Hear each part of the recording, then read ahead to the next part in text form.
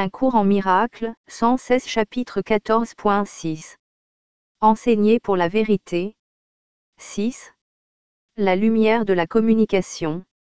Le voyage que nous entreprenons ensemble est l'échange des ténèbres contre la lumière, de l'ignorance contre la compréhension.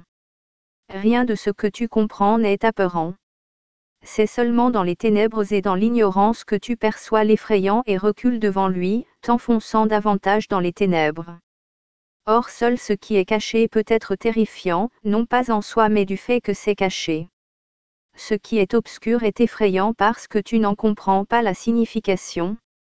Si tu la comprenais, ce serait clair et tu ne serais plus dans les ténèbres. Il n'est rien qui ait une valeur cachée, car ce qui est caché ne peut être partagé, ainsi la valeur en est inconnue.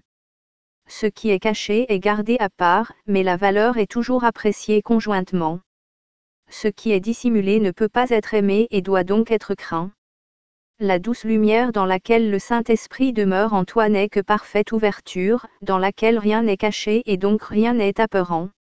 L'attaque cédera toujours à l'amour si elle est portée à l'amour au lieu de lui être cachée.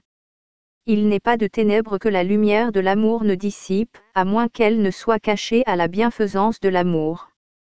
Ce qui est gardé à part de l'amour ne peut partager son pouvoir guérisseur, parce que cela a été séparé du reste et gardé dans les ténèbres.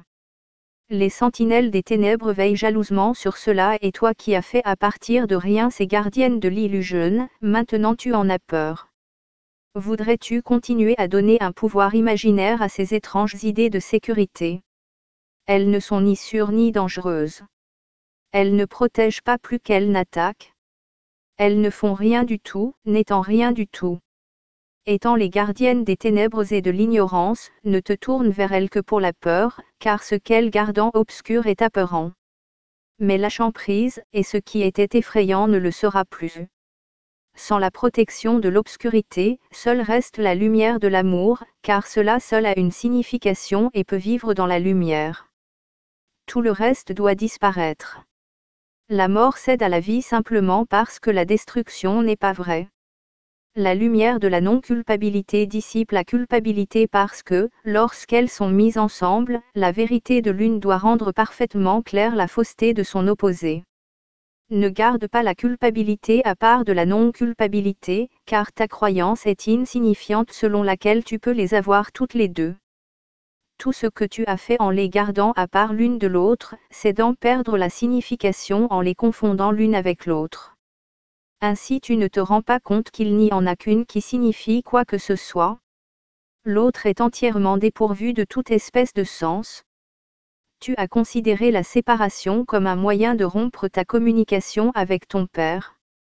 Le Saint-Esprit la réinterprète comme un moyen de rétablir ce qui n'a pas été rompu, mais a été rendu obscur.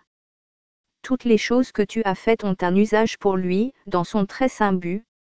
Il connaît que tu n'es pas séparé de Dieu mais il perçoit beaucoup dans ton esprit qui te laisse penser que tu l'es. C'est tout cela et rien d'autre qu'il voudrait séparer de toi. Le pouvoir de décider, que tu as fait à la place du pouvoir de créer, il voudrait t'enseigner comment l'utiliser pour ton bien. Toi qui l'as fait pour te crucifier toi-même, tu dois apprendre de lui comment l'appliquer à la sainte cause de la restauration. Toi qui parles en d'obscurs et tortueux symboles, tu ne comprends pas le langage que tu as fait. Il n'a pas de signification, car son but n'est pas la communication mais plutôt l'interruption de la communication. Si le but du langage est la communication, comment cette langue peut-elle signifier quoi que ce soit? Or même cet effort étrange et tordu pour communiquer en ne communiquant pas contient assez d'amour pour le rendre signifiant si son interprète n'est pas son faiseur. Toi qui l'as fait, tu ne fais qu'exprimer le conflit, dont le Saint-Esprit voudrait te délivrer. Laisse-lui ce que tu voudrais communiquer. Il te l'interprétera avec une parfaite clarté, car il connaît avec qui tu es en parfaite communication. Tu ne sais pas ce que tu dis et tu ne sais donc pas ce qui t'est dit. Or ton interprète perçoit la signification dans ta langue étrangère. Il ne tentera pas de communiquer l'insignifiant. Mais il séparera tout ce qui a une signification, laissant tomber le reste pour offrir ta véritable communication à ceux qui voudraient communiquer aussi véritablement avec toi. tu parles deux langages à la fois et cela doit mener à l'inintelligibilité. Or si l'un ne signifie rien et l'autre tout, seul celui-ci est possible à des fins de communication. L'autre ne fait qu'interférer avec lui. La fonction du Saint-Esprit est tout entière communication. Il doit donc enlever tout ce qui interfère avec la communication afin de la rétablir.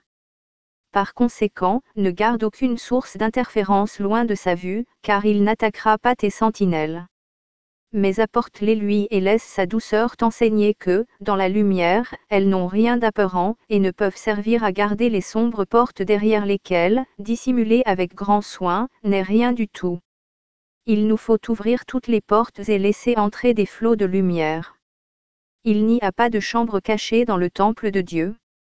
Les portes en sont grand ouvertes pour accueillir son Fils. Nul ne peut manquer de venir là où Dieu l'a appelé, à moins qu'il ne ferme lui-même la porte à l'accueil de son Père.